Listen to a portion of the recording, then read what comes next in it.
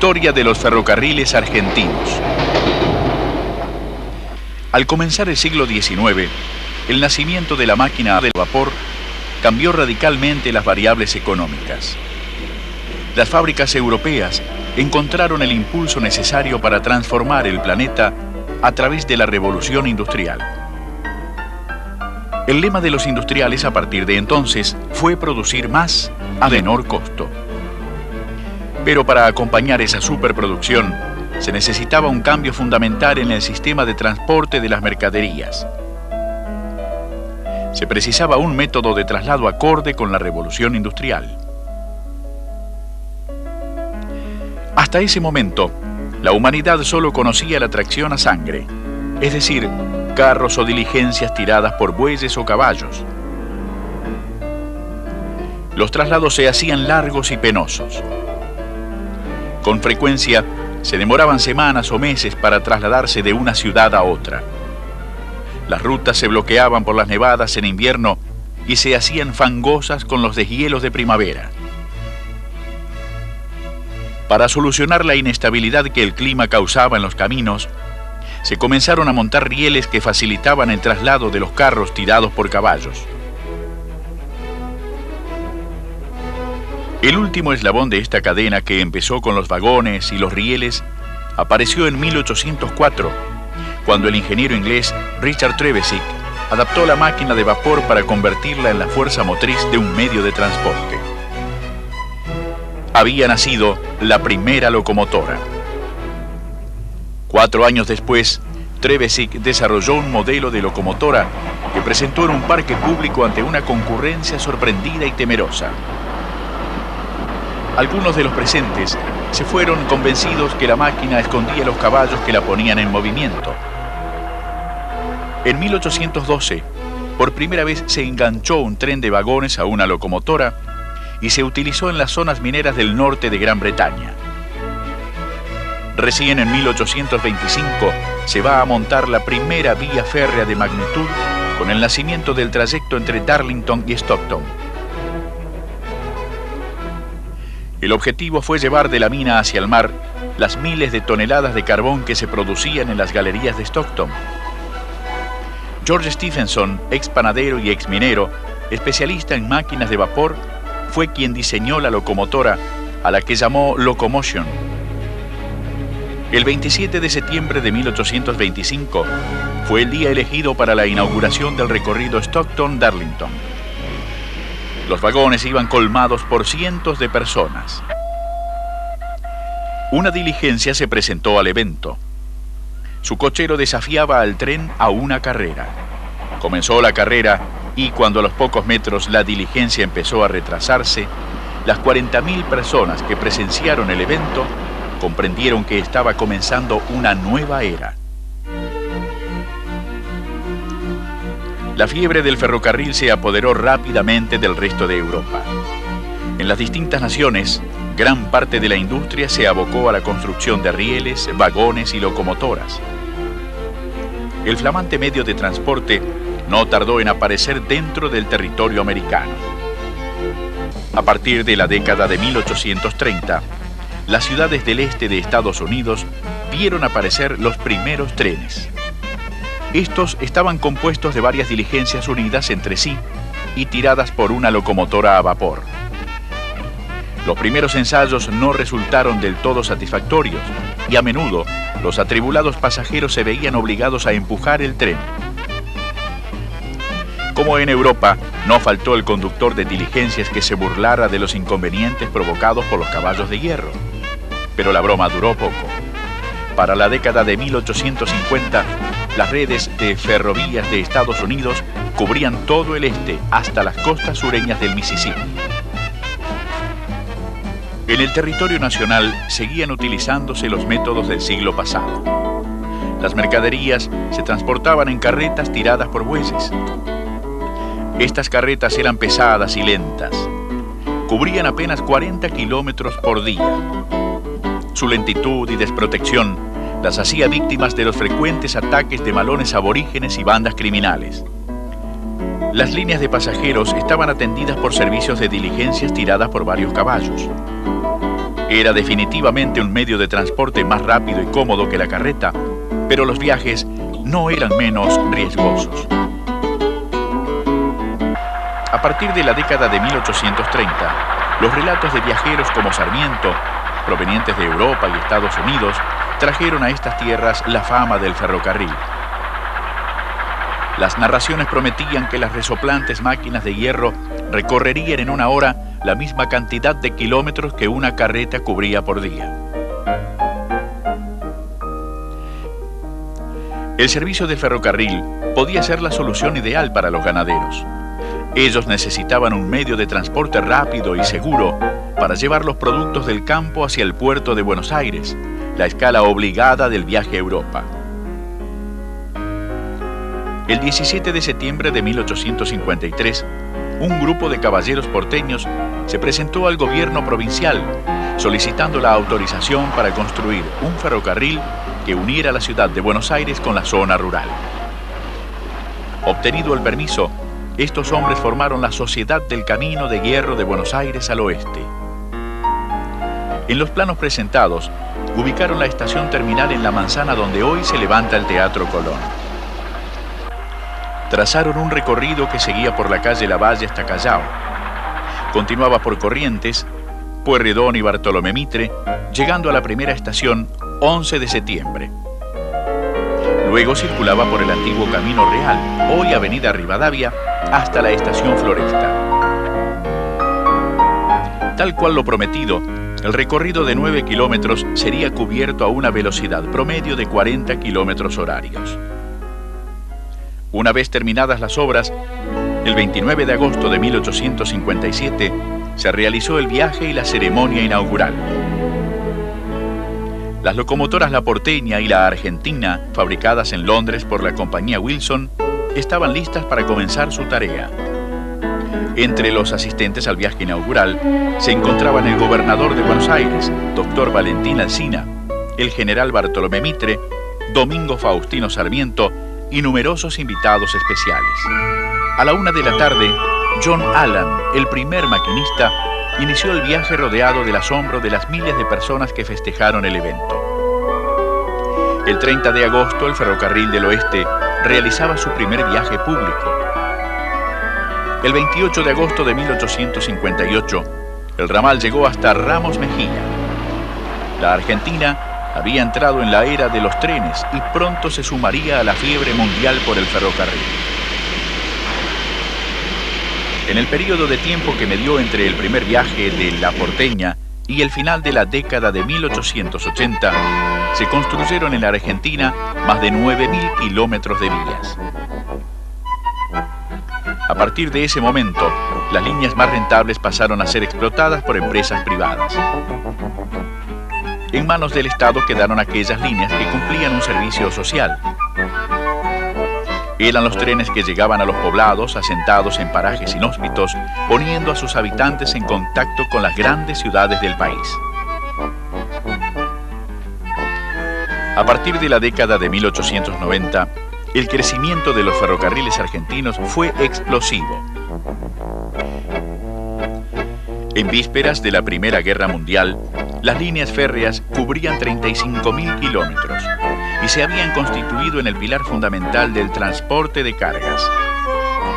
Así, acompañaron el gran crecimiento del país a principios del siglo XX. El desarrollo de los ferrocarriles argentinos no fue un caso aislado dentro del panorama mundial. En Europa y América del Norte, los trenes habían transformado las costumbres de los habitantes.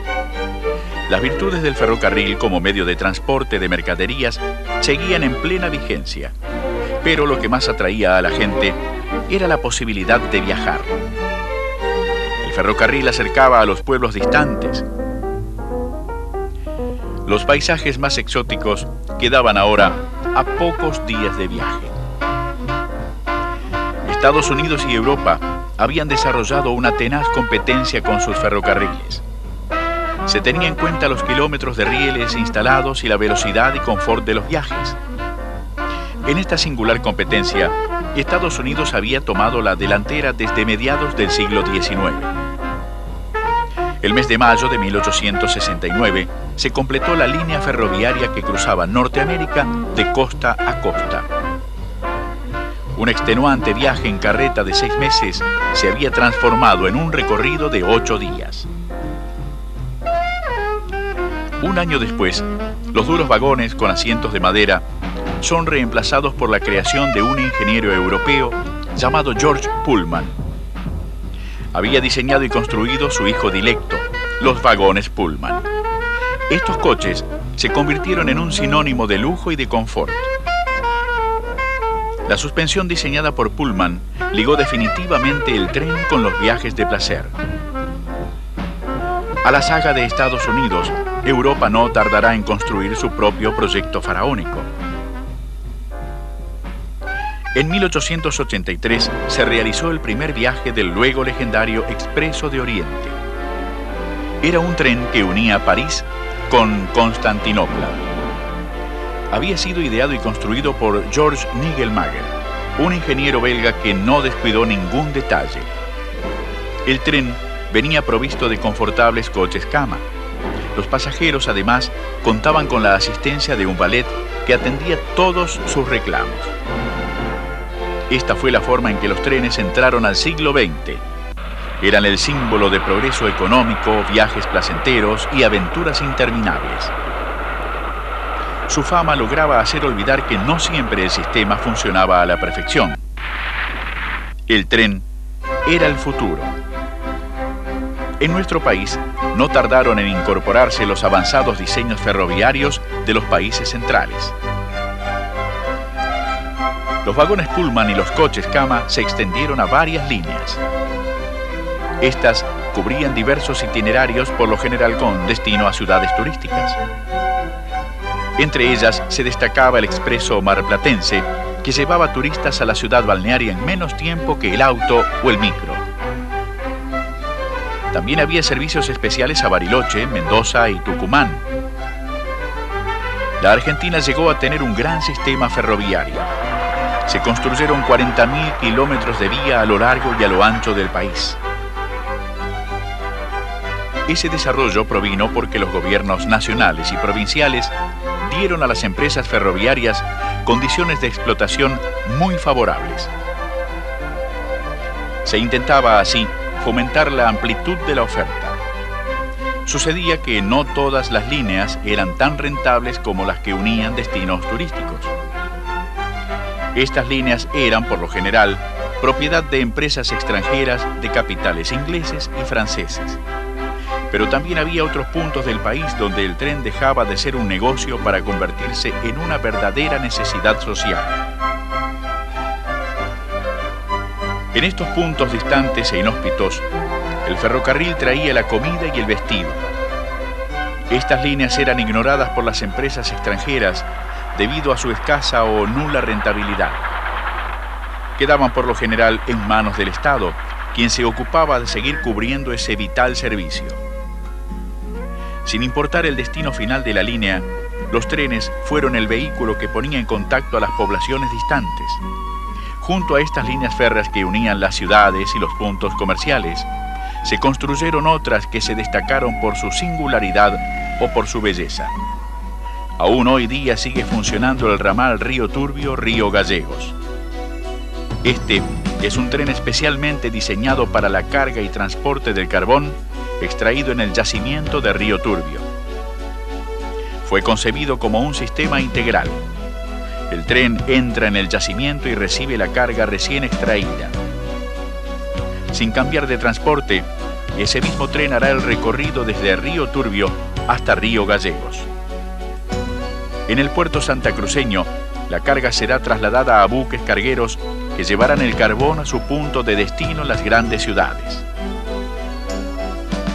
Otro de los ramales notables que se construyeron en el país fue el Tren de las Nubes. Se llama así al ramal que se construyó para unir la ciudad de Salta con el puerto chileno de Antofagasta. Su objetivo inicial era comercial. Se buscaba abrir una puerta al Pacífico para colocar los productos del país en los mercados asiáticos y la costa oeste de Estados Unidos. Pero su recorrido lo hizo famoso por la belleza de los paisajes por los que circula. Construido a 4.000 metros del nivel del mar en medio de la Puna, recorre parajes de extraña geografía e innumerables quebradas y precipicios. La perfecta ingeniería de su construcción resalta la dimensión que alcanzaron los ferrocarriles argentinos. Los servicios sociales, los atractivos destinos turísticos y los ramales más notables. El ferrocarril argentino cubría todos estos puntos.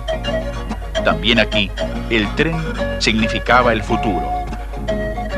A mediados del siglo XX, los ferrocarriles argentinos cambiaron de dueño.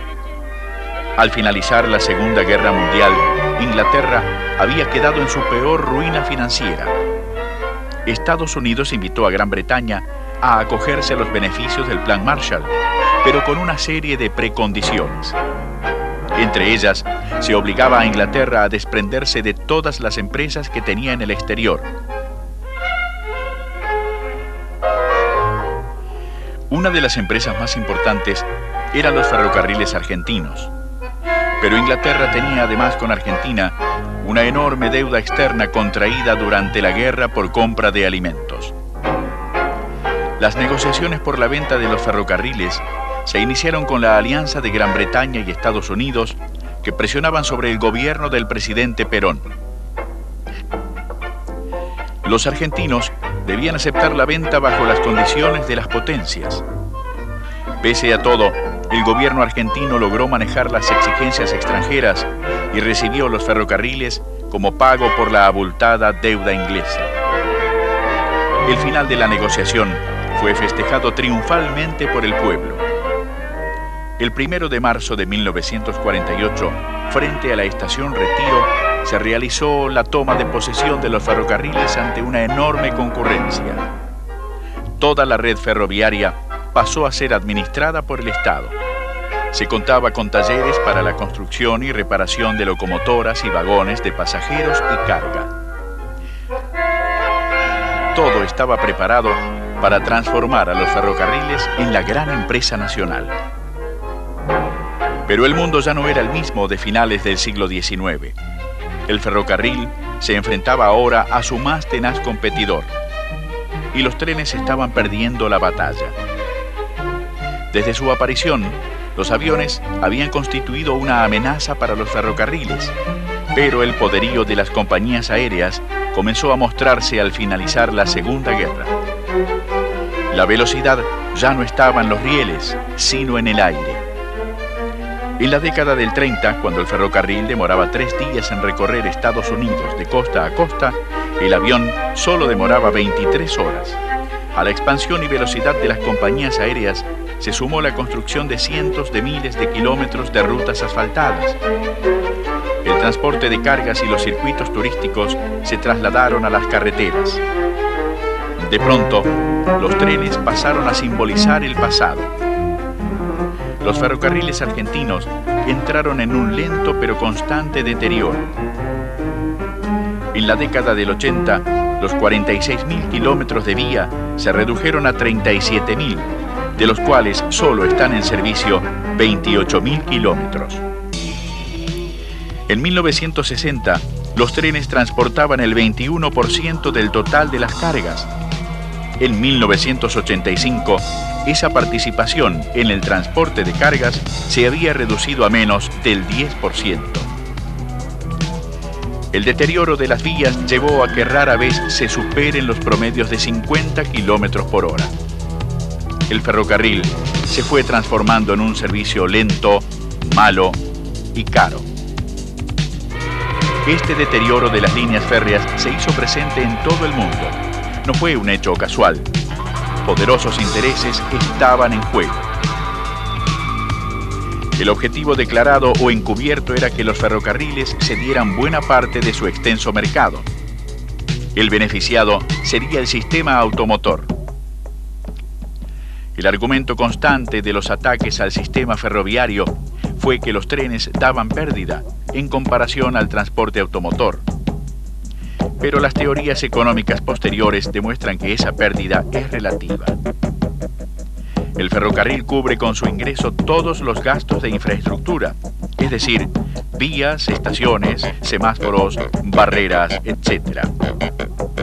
El transporte automotor solo se encarga de sus unidades, pero los caminos, las estaciones y los semáforos los paga la comunidad.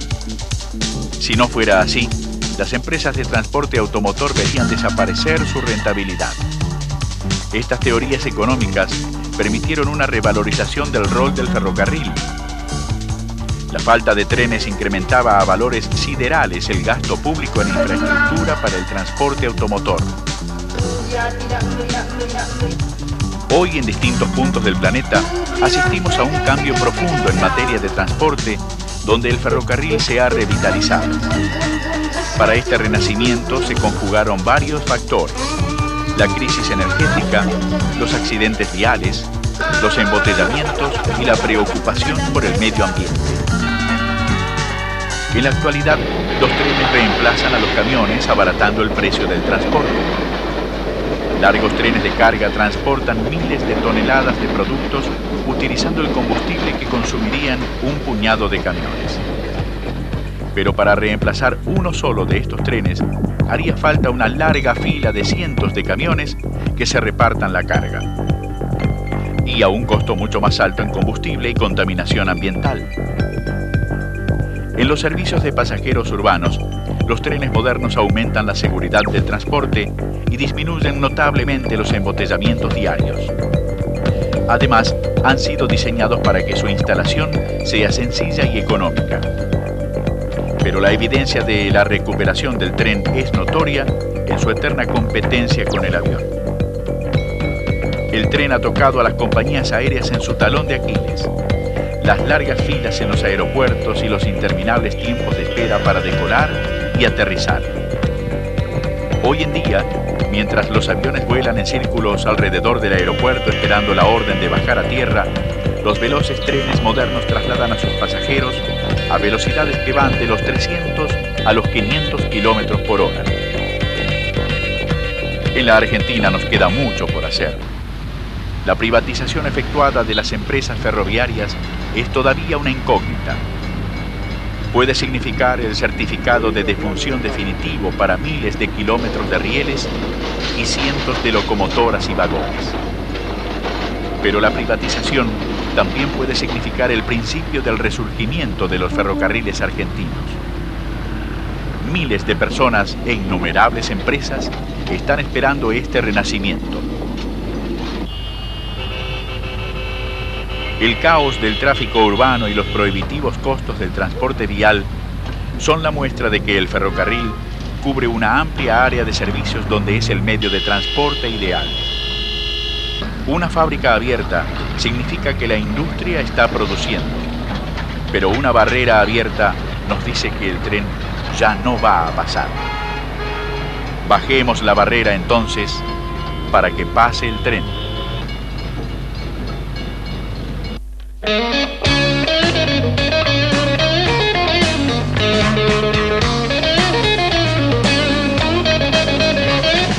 Todas las semanas voy a trabajar, voy con muchas ganas y con felicidad.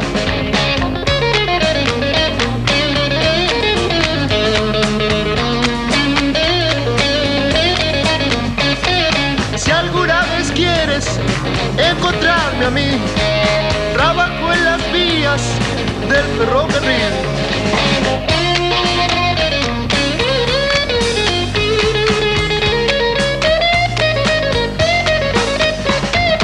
Muchas veces cuando yo voy muy lejos de aquí, recuerdo la historia del ferrocarril.